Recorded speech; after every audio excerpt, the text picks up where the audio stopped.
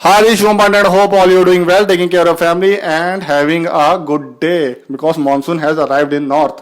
ठीक है, तो आज हम बात करेंगे part 3 of my Indian polity series, क्योंकि पार्ट 2 जो मैंने अपलोड किया था पता नहीं उसमें क्या स्यापा हो गया था। देन उसमें वो मैंने वीडियो पूरी अपलोड की थी 50 मिनट की, पर वो वीडियो अपलोड हो पाई टोटल 29 मिनट समथिंग की। तो जो भी पार्ट उसमें कवर नहीं हो पाया वो मैं इस वीडियो में कवर करूंगा और उसके डिले के लिए सॉरी, माफी मांग रहा हूँ। तो अब इसमें क्या होता है कि देखिए, मैंने जो पार्ट कवर किया था उसमें आपने देखा होगा आखिरी तक एक गवर्नमेंट ऑफ इंडिया 1935 एक्ट जो मेन आता है, उसके बाद छोटा सा इलेक्शन करा दिया था अलग अलग जगहों पे, जहाँ पे इंडियन नेशनल कांग्रेस, मुस्लिम लीग और कुछ जो आपके प्रिंसली स्टेट के लोग होते हैं वो पार्टिसिपेट करते हैं। तो मेजोरिटी वहां पे इंडियन नेशनल कांग्रेस की आती है और अलग अलग जगह पे इंडियन नेशनल कांग्रेस के लीडर चुन के आते हैं। अब उसके बाद की कहानी सुनिए इसमें। तो जब क्या होता है 1939 का टाइम होता है, 1939 का टाइम वही है जब 1939 से 45 तक, 1945 तक क्या चला था, वर्ल्ड वॉर 2। ठीक है, किसके बीच में, एक्सिस एंड अलाइज पावर के बीच में। 2 मिनट मुझे पता स्टॉप है, लंबी होती वीडियो। ठीक है, तो उसमें वो चला था उनके बीच में। तो अब एक्सिस पावर में कौन था, Germany, Japan, Italy, Romania, Bulgaria, ये सारे थे। और इसके बाद जो अलाइज में था उसमें यूएसएसआर, सोवियत यूनियन, आपका यूएसए, चाइना, और जैसे चाइना, फ्रांस वगैरह, ये सब ब्रिटेन वगैरह थे। ठीक है, तो ये आपस में इनकी वो लड़ाइयां चल रही थी, इनके बीच में लड़ाई होने वाली थी 35 से 45 तक। अब इसी टाइम में क्या होता है, हमारे जो इंडिया के वॉइसरॉय होते हैं, वॉइसरॉय कौन, लॉर्ड लिनलिथ को। लॉर्ड लिनलिथ को क्या करते हैं, इंडिया वालों से बिना पूछे, इंडिया वालों के लीडर से बिना पूछे वो नाम लिखवा देते हैं इंडिया का, किसमें, वर्ल्ड वॉर 2 में। वर्ल्ड वॉर 2 में नाम लिखवा दिया। अब वर्ल्ड वॉर 2 में नाम लिखवाने के बाद इंडिया के लोग गुस्सा हो जाते हैं और जो लीडर चुन के आए थे, अलग अलग जगह पे जीते थे इंडियन नेशनल कांग्रेस के, वो रिजाइन कर देते हैं गुस्से में, कहते हैं ये चक्कर रिजाइन, ये तुमने बड़ा बुरा किया। तो ये वो यहाँ पे कहते हैं कि भाई पिछली बार भी वर्ल्ड वॉर 1 में तुमने प्रॉमिस किए थे ये कराएंगे वो कराएंगे, हमको इतना कुछ देंगे, तुमने कुछ भी नहीं दिया। इस बार वर्ल्ड वॉर 2 में जो मर्जी हो जाए हम तुम्हारा साथ ही नहीं देंगे। सारे पीछे हो जाते हैं ये कह के। उसके बाद फिर क्या होता है कि थोड़े टाइम बाद धीरे धीरे जब मतलब टाइम बीतता है तो कुछ इंडियन नेशनल कांग्रेस के बड़े बड़े लीडर आते हैं, वो कहते हैं कि ना ये ना हमारे लिए एक अपॉर्चुनिटी है कि वर्ल्ड वॉर 2 में हम ऐसा करते हैं, हम ब्रिटेन वालों को कहते हैं कि भाई साहब हम तुम्हारी हेल्प करेंगे, दुआ तुम कहोगे हम तुम्हारा साथ देंगे, पर तुम एक चीज करो। यहाँ पे एक वर्ड बोलने लगाऊं मैं, नेशनल प्रोविंशियल गवर्नमेंट। यहाँ पे मतलब इसका ये है कि ये कह रहे हैं इंडिया वाले कि तुम नेशनल प्रोविंशियल गवर्नमेंट मतलब स्टैब्लिश करो, जिसमें हमको पावर ट्रांसफर करो, हमें बता दो इंडियंस को कि अब हम आज से पावर सब कुछ मतलब जो भी इंडिया में चलेगा हम करेंगे, तुम बस यहाँ के हेड हो, आओ काम करो निकलो। ठीक है, तो हमें सारी पावर ट्रांसफर कर दो एक तरह से। अब ब्रिटिश वाले कहते हैं कि भाई नेशनल प्रोविंशियल गवर्नमेंट, इनको हमने पावर ट्रांसफर कर दी है तो हमें मतलब हम तो रहेंगे नहीं, कुछ आज नहीं तो कल हम चले ही जाएंगे। तो कहते ये तो नहीं हो सकता। फिर थोड़ा टाइम और बीतता है, वो कहते हैं कि नहीं इसके अलावा और कोई चारा भी नहीं है, इंडिया वाले कहते हैं। उसके बाद थोड़ा टाइम बीतने के बाद 39 के बाद 48 अगस्त 1940 में कौन आता है, लॉर्ड अपने जो लिनलिथ को होते हैं वो क्या लेके आते हैं, अगस्त ऑफर। नाम से पता चल रहा होगा अगस्त में आया हुआ कोई ऐसा ऑफर। ठीक है, तो ऑफर में कुछ प्रपोजल्स लेके आते हैं। बड़ी मीन में प्रपोजल मतलब कोई आपके पास चीज लेके आना जिसको आपको बताना कि आप इसको मान लेंगे तो ये चीजें आपके साथ होंगे। तो कुछ प्रपोजल्स लेके आते हैं। ये प्रपोजल सुनिए क्या है, अच्छी अच्छी प्रपोजल्स है। After the war a representative Indian body would be set up frame a constitution of India, to frame a constitution of India. ये कह रहे हैं कि भाई वॉर खत्म होने दो, वॉर में साथ दो अच्छे से, हम उसके बाद एक रिप्रेजेंटेटिव बॉडी बनाएंगे जो कि इंडियन बॉडी होगी, representative Indian body. Indian body का मतलब यहाँ पे लोग होंगे इंडिया के, उसकी कमेटी बनेगी, सिंपल भाषा में समझ लो, कमेटी बनेगी, एक मीटिंग होगी, उसमें इंडिया का जो कॉन्स्टिट्यूशन है, इंडिया में जो लॉ बनेगा, अलग अलग लोगों के लिए क्या चीजें रहेंगी, वो यहाँ पे हम डिस्कस करके इंडिया का कॉन्स्टिट्यूशन बनाएंगे। जो आज के टाइम पे कॉन्स्टिट्यूशन बना वैसे कॉन्स्टिट्यूशन बनाएंगे। उस टाइम बात आई थी, पहली चीज ये। दूसरा, voice Roy executive council would be expanded. अब मेरे को पिछली वीडियो में देखो तो उसमें उन्होंने 2 चीजें बताई हैं, लेजिस्लेटिव एंड एग्जीक्यूटिव। लेजिस्लेटिव मतलब लॉ बनाना, एग्जीक्यूटिव उसकी पालना करवाना। 2 तरह की बॉडीज होती हैं, वो अलग अलग में आगे जाके कॉन्स्टिट्यूशन स्टार्ट करेंगे, फिर तो उसके बाद इसी के बारे में पढ़ेंगे और किसी के बारे में पढ़ेंगे ही नहीं। तो ये कहते हैं कि भाई जो वॉइस रॉय का एग्जीक्यूटिव काउंसिल होता है ना, जहां पे ये सब लागू करवाते हैं जो लॉ बना के, उसमें जो इंडिया के पहले लोग हैं ना, उससे भी ज्यादा हम बहुत सारे एक्सपेंशन कर देंगे। बहुत एक्सपेंशन मतलब मेंबर को एक्सपेंड कर देंगे। जो पहले थे 1 था या 3 थे, अब हम 7 कर देंगे, 9 कर देंगे, 10 कर देंगे। तो ये चीज, दूसरी चीज। और तीसरी चीज माइनॉरिटी को। अब आप समझिए, ये जब से इंडिया में आए तोड़ फोड़ ही रहे हैं, लोगों को आपस में डिवाइड एंड रूल कर रहे हैं। इन्होंने माइनॉरिटीज को भी डिवाइड कर दिया। माइनॉरिटीज कौन कौन, मुस्लिम को मुस्लिम कह के मुस्लिम में डिवाइड कर दिया है। सेपरेट आपका ये हिंदू में भी आपका जो डिप्रेस क्लासेस उनको अलग से माइनॉरिटी बना दिया है, बाकी सिख को माइनॉरिटी दे, क्रिश्चियन को माइनॉरिटी दे दिया, ये इन्होंने किया है। तो ये माइनॉरिटी को अपने पास अपने करीब रखने के लिए क्या कहते हैं कि भाई माइनॉरिटी वाले तुम इधर आओ, मेरी बात सुनो। तो ऐसी कोई गवर्नमेंट हम पावर में आने ही नहीं देंगे जिसको तुम सपोर्ट नहीं करते। इन्होंने लाइन क्या कही, to any system of government whose authority directly denied by the large powerful element of the international life.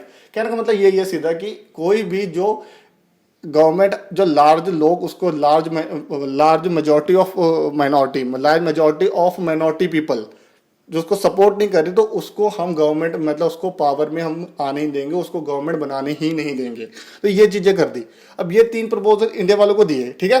अब समझिए, अब इसी से एक बात थोड़ा पीछे मैं आपको लेके जान लगूंगा 1930 में। 1930 में क्या होता है, 1930 से पहले पहले इंडिया वाले जो ब्रिटिश के बाद डिमांड करेंगे, उस टाइम वो उतनी डिमांड वाले नहीं थे, वो धीरे धीरे तो इंडिया 1930 से पहले वो इंडिया वाले क्या डिमांड करते थे, इंडिया डिमांड करते डोमिनेंट स्टेटस की। डोमिनेंट स्टेटस कुछ भी कहिए, प्रोनाउंसिएशन डजंट मैटर, ठीक है। डोमिनेंट स्टेटस अब जिनको नहीं पता थोड़ा समझ लीजिए, जिनको तो हिस्ट्री के स्टूडेंट समझ ही गए होंगे। डोमिनेंट स्टेटस का मतलब होता है कि किसी भी जैसे कि इंडिया वाले की एग्जांपल लेते हैं, इंडिया वाले क्या कह रहे थे कि भाई साहब ब्रिटेन वाले आप हम पे राज करिए, कोई चक्कर नहीं है। आप 2-3 चीजें जैसे कि आर्मी का क्या होगा, मतलब जो भी डिफेंस की नियम बनाने वो, कम्युनिकेशन और फॉरेन रिलेशन, ये 3 के ऊपर जो लॉ बनाने, इन 3 के ऊपर जो भी करना वो आप देखिए।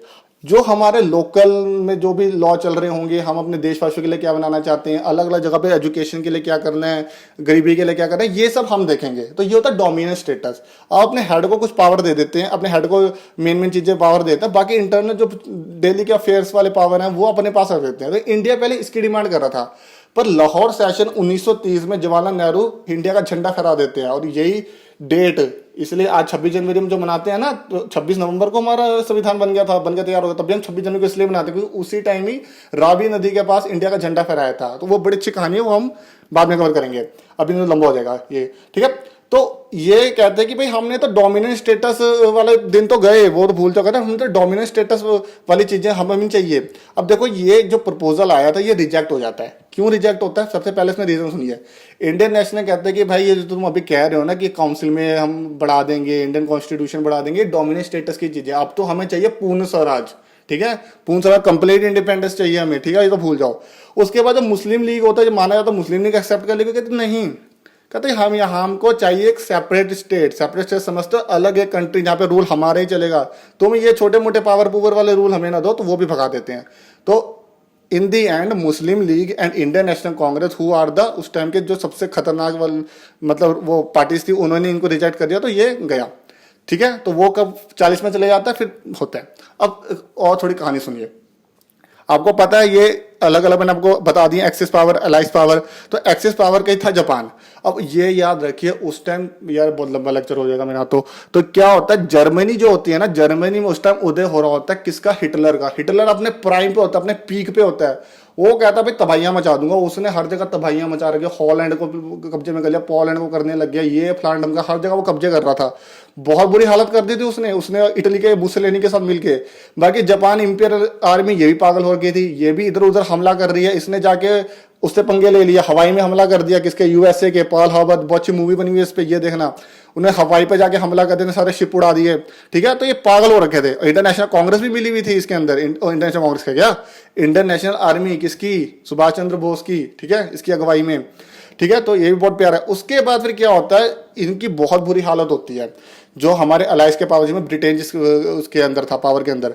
तो ये कहते हैं कि भाई बाकी के जो अलग अलग कंट्री होती है जो अलाइस के अंदर होती है, तो ये कहते हैं यार इंडिया का सपोर्ट कैसे भी करके ले लो यार, ये मतलब बचेंगे नहीं हम, इंडिया का सपोर्ट लो, जापान पे थोड़ा सा हमला करने लगो, जापान देखो कहाँ का हमला कर रहा है, तो कह जापान से बचाओ हमको।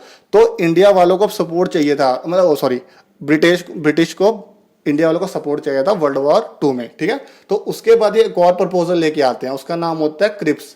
क्रिप्स क्यों होता है, क्योंकि सर स्टैफर्ड क्रिप्स ये लेके आते हैं। कहाँ गया उनका नाम, सर स्टैफर्ड क्रिप्स, ठीक है। चलो अब इसमें क्या होता है, इसमें देखिए समझिए, तो इसमें ये क्या होता है, ये स्टैफर्ड क्रिप्स जब लेके आता है प्रपोजल, इसकी जो चीजें होती है, इसमें क्या होता है कि भाई तुमको डोमिनेंस स्टेटस दे देंगे, और जो भी तुम्हारे इंटरनेशनल बॉडी जो आज के टाइम में यूनाइटेड नेशन, यूएनसीपी, ये सब जो अलग अलग इंटरनेशनल बॉडीज बनी है, उसमें तुम्हारी मेंबरशिप हो जाएगी, तुम आके यहाँ पे अपनी बात रख सकते हो। वो कहते हैं यार हमने 1930 में ये छोड़ दिया डोमिनेंट स्टेटस वाली ड्रामे, तुम आज 12 साल पीछे चल रहे हो क्या तुम? तो कहते हैं कि नहीं हमें नहीं चाहिए। पहली चीज ये कहते चलो कोई बात नहीं आगे बताओ। उसके बाद कहते हैं कि कोई बात नहीं, वॉर खत्म होने दो, कॉन्स्टिट्यूएंट असेंबली बनाएंगे, उसमें तुम्हारा अच्छे से कॉन्स्टिट्यूशन बनाते हैं, आप टेंशन लो, पक्का इस बार करेंगे पिछली बार की तरह नहीं। तो कहते हैं चलो कोई बात नहीं, ये भी तुम्हारा लग नहीं रहा, तो आगे बताओ। आगे फिर क्या होता है, ये उसके बाद एक तरह से ऐसी डिमांड बता देते हैं, ऐसी चीज पूरे प्रपोजल में कह देते हैं, आईएनसी पीछे हो जाती है। ये कहते हैं कि भाई जो भी तुम्हारे इंडिया में अलग अलग सेपरेट, यहाँ पे इसमें दिखाता हूँ आपको, हाँ, जो भी प्रिंसली स्टेट्स वगैरह हैं वो चाहे तो इंडिया को ज्वाइन कर सकते हैं या अपना कंप्लीट इंडिपेंडेंट रह सकते हैं। प्रिंसली स्टेट का मतलब क्या, जहाँ पे अभी भी शासन चल रहा है किसका, राजा महाराजा का। जैसे आपकी ट्राविनकोर की रियासत थी, या हैदराबाद की रियासत थी, आपके ये जूनागढ़ कश्मीर वगैरह की रियासत, तो कहते हैं वो अपना अलग रह सकते हैं। आईएनसी कहते हैं कि भाई हम शुरू से देश को इंटैक्ट करके रख रहे हैं, यूनाइट करके रख रहे हो, तो यहीं पे इसको तोड़ने की डिमांड कर रहे हो, भाग जाओ यहाँ से, तुम नहीं अब यहाँ पे रह सकते। उसके बाद अगला प्रोविंस है, could be decide to separate, province भी चाहता है तो देखिए दो चीजें थी इंडिया में, एक था प्रिंसली स्टेट और एक था ब्रिटिश गवर्नमेंट इंडिया स्टेट, ठीक है। तो वो भी कह रहे हैं कि जितनी अपनी उसको पावर देना चाहो, तो देखो चीज समझे यहाँ पे, इन्होंने ये कहा कि बीच में एक हेड होएगा, हेड मतलब जो पूरे देश पे नजर रखेगा, पूरे देश पे इसका राज चलेगा, और अलग अलग जो स्टेट है उनमें भी थोड़ा थोड़ा राज होएगा। जैसे आज के टाइम देख लीजिए, हेड हमारा दिल्ली है जहाँ पे चलता है, जो सेंट्रल गवर्नमेंट जिसको कहा जाता है, बाकी स्टेट के भी अलग अलग गवर्नमेंट है ना, स्टेट में तो सीएम वगैरह का राज ही चल रहा है ना, पर कुछ बड़ी घटना होगी या इमरजेंसी लग गई या कुछ भी, तो हेड आ जाएगा, यानी दिल्ली की गवर्नमेंट एक तरह कह सकते हैं दिल्ली का राज हो जाएगा पूरे स्टेट पे, जिस स्टेट पे इमरजेंसी लगी, जिस पे वो संकट आया। तो ये कह रहे थे, तो यहाँ पे तो कोई डिमांड थी नहीं। अब देखो अलग अलग लोग इसको कैसे मना करते हैं, तो ये चीजें थी।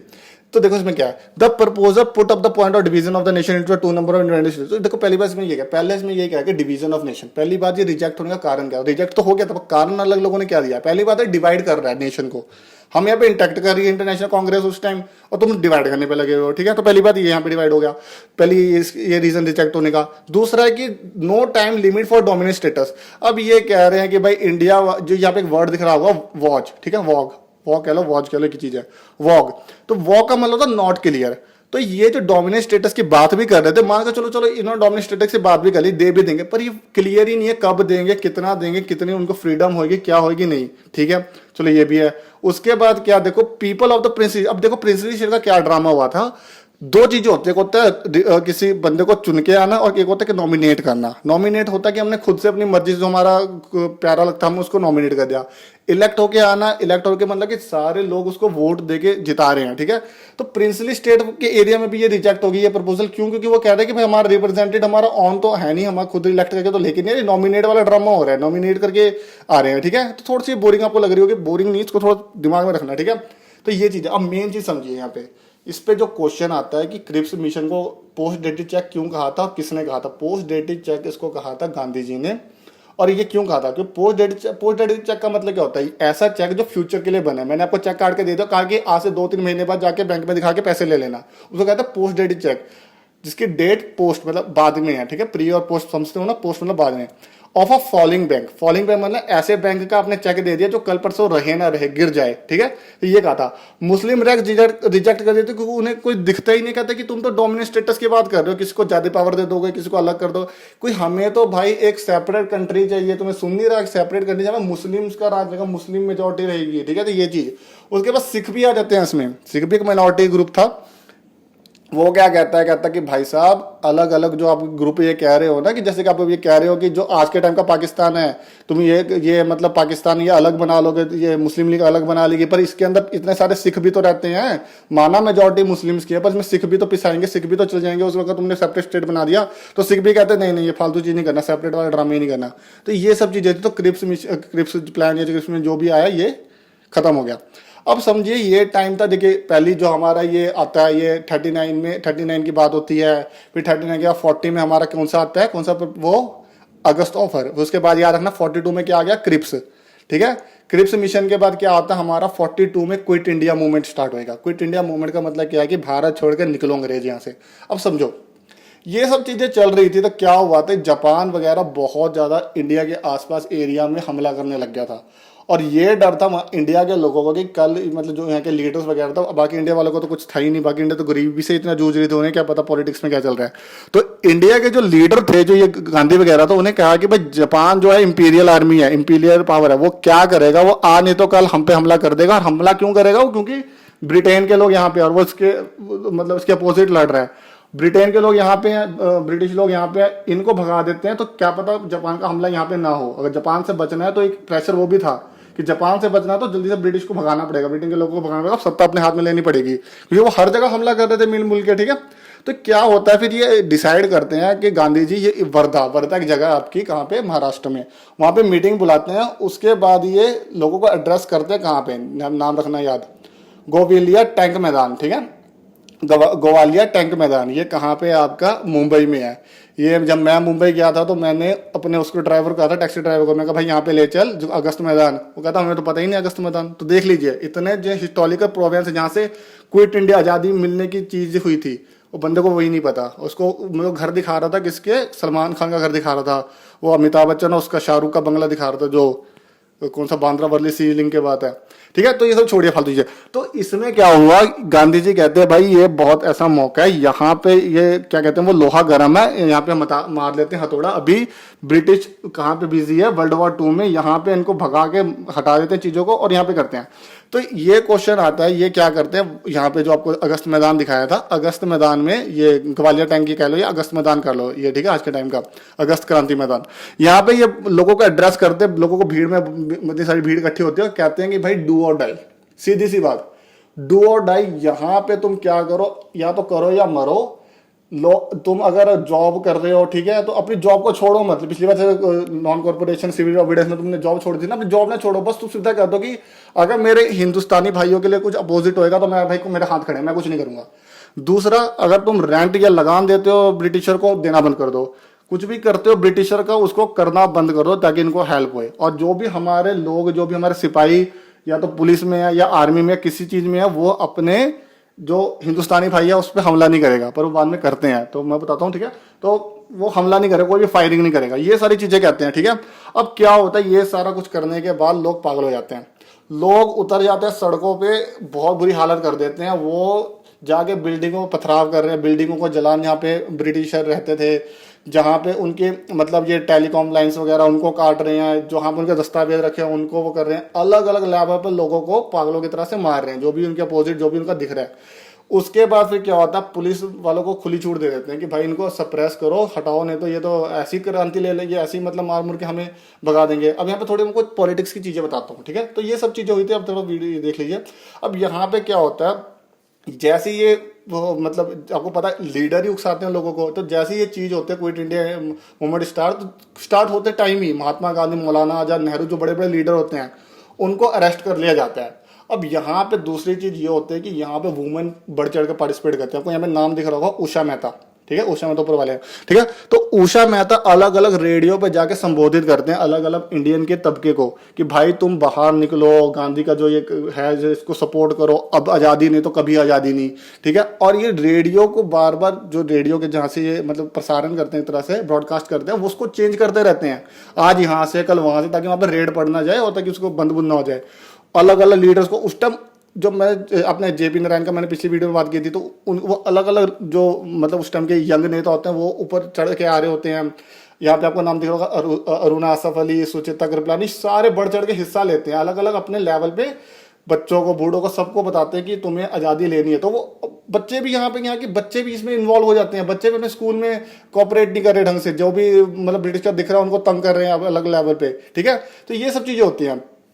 तो उसके बाद क्या होता है आपको बता ही दिया मैंने, इलेक्ट्रिक लाइन ये सब कुछ तोड़ देते हैं, सप्रेस। तो धीरे धीरे जब इतनी भीड़ होती है तो किसी तरह मार मूर के सप्रेस कर ही लिया जाता है। तो फिर भी ये ऐसी क्रांति होती है ना, दिखा दिया होता है कि इसकी रिफ्लेक्शन ये होती है कि वो छोड़ने में मजबूर है। इंडिया के जो ब्रिटिश के लोग होते हैं कहते हैं कि भाई मतलब अब तो ये पागल हो चुके हैं, अब तो मतलब ये कुछ करें, मतलब ये छोड़ने वाले नहीं है। तो ये चलता है 1942 से 44 तक चलता है। 44 में तो क्या होता है, 44 में आपके जो ये महात्मा गांधी होते हैं उनकी हालत बड़ी बुरी हो जाती है और इनको मजबूरी में ब्रिटिश गवर्नमेंट को छोड़ना ही पड़ता है, क्योंकि गलती से अगर वो मर जाते हैं फिर तो मतलब उसी टाइम में आज़ादी ले लेते हैं इंडिया वाले मार मार के। ठीक है। और यहाँ पे एक और चीज़ समझिए, जब ये सब हो रहा होता है तो जो हमारे कम्युनिस्ट पार्टी ऑफ इंडिया के लोग होते हैं, कम्युनिस्ट पार्टी जो इंडिया में लेके आए थे 34 में, आपके एम एन रॉय वगैरह लेके आए थे, तो उन्होंने क्या करा, वो ना सपोर्ट कर रहे होते हैं किसको, इंडिया वाले के इस फ्रीडम के स्ट्रगल को नहीं, वो ब्रिटिश का सपोर्ट कर रहे होते हैं। वो कहते हैं कि भाई ब्रिटिश ना अभी किसके साथ है, यूएसएसआर के, सोवियत यूनियन, जहां से कम्युनिस्ट आया, लेनिन स्टालिन, इन्होंने कम्युनिस्ट ये कार्ल मार्क्स वगैरह ये सब इन्होंने भावना दी है ना कम्युनिस्ट की।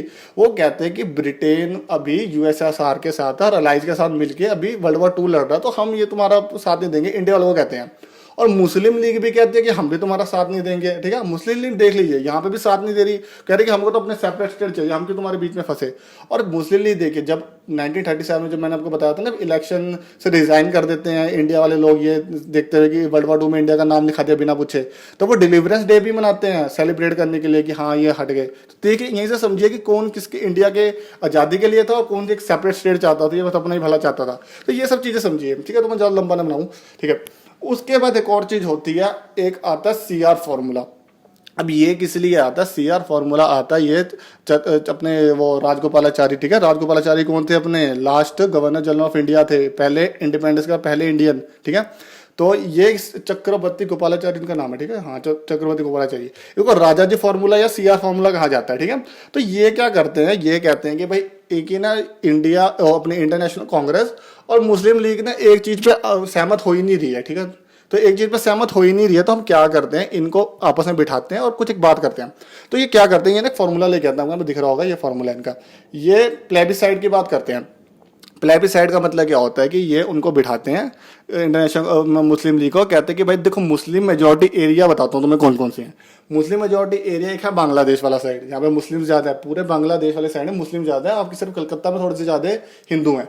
ठीक है, बाकी वैसे मुस्लिम और वो पूरे बांग्लादेश में बहुत ज्यादा है।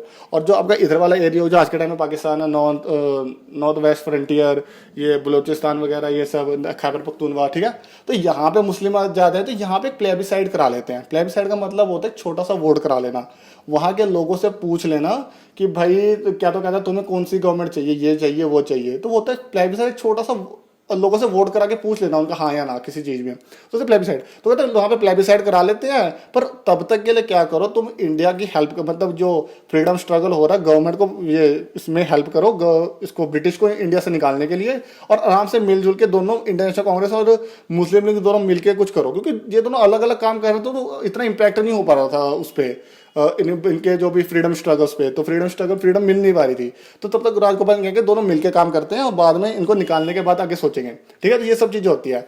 पर क्या होता है उसके बाद मुस्लिम ये जो हमारे जिन्ना होते हैं, मोहम्मद अली जिन्ना, ये कहते हैं कि भाई नहीं, प्लेबिसाइड भी होगा, वोटिंग भी होगी, तो वहां पे सिर्फ जो होते हैं, जो मेंबर होएगा वो सिर्फ मुस्लिम ही वोट करेगा। अब मुस्लिम थोड़ी ना वहाँ पे रहते हैं, वहाँ पे तो बंगाली लोग भी रहते हैं, हिंदू भी रहते हैं, मतलब हिंदू बंगाली भी रहते हैं। इधर साइड आ जाओ तो इधर इतने सारे सिख भी रहते हैं, तो अगर उनको वोट करने का अधिकार ही नहीं है तो फिर ये यहाँ पे प्लान कैंसिल होता है। इसलिए मैंने बता दिया हल्का सा। बाकी एक वेबल प्लान भी आता है। वेबल प्लान में भी क्या होता है, वेबल प्लान में ये शिमला में ये कॉन्फ्रेंस होती है, शिमला कॉन्फ्रेंस से वेबल प्लान भी क्या देते हैं, तो ये डिटेल में हम हिस्ट्री में पढ़ेंगे, थोड़ा ऊपर से बताता हूँ। तो यहाँ पे ये क्या करते हैं, कहते हैं ठंडी ठंडी जगह पे जो शिमला में लेके जाएंगे, इनसे बात करेंगे। तो क्या करते हैं, इंटरनेशनल कांग्रेस और मुस्लिम लीग दोनों को ले जाते हैं, दोनों को ले जाके क्या करते हैं, बातें वगैरह करते हैं और कहते हैं कि भाई एक ना 14 मेंबर की वो बनेगी, वो क्या कहते हैं यहाँ पे वो दिख रहा होगा, 1 सेकेंड, पता नहीं इसमें है कि नहीं है, जब मैं ऐसे बताता हूँ।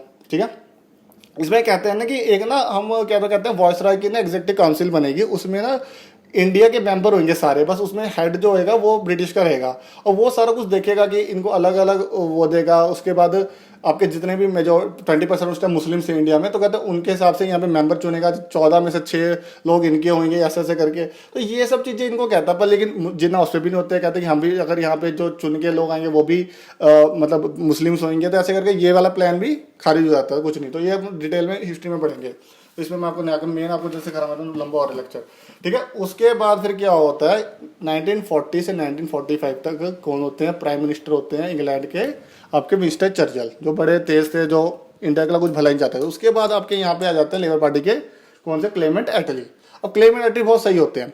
क्लेमेंट एटली सीधा कहते हैं कि भाई साहब बहुत बुरा हो रहा है इंडिया में, और इंडिया से हम खराब रिलेशन अब करना ही नहीं, हमने सीधा इनको आज़ादी दो, काम खत्म करो, ठीक है। तो जल्दी से वो खत्म कर देते हैं।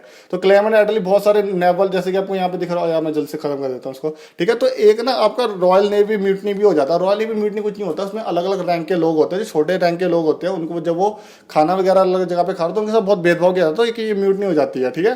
तो ये सारी म्यूटनी हुई थी, इसके बारे में कभी डिटेल में बाद में बात करेंगे। मैं जल्द से आपको खत्म कर देता हूँ लेक्चर, तो लंबा हो जाएगा, ठीक है।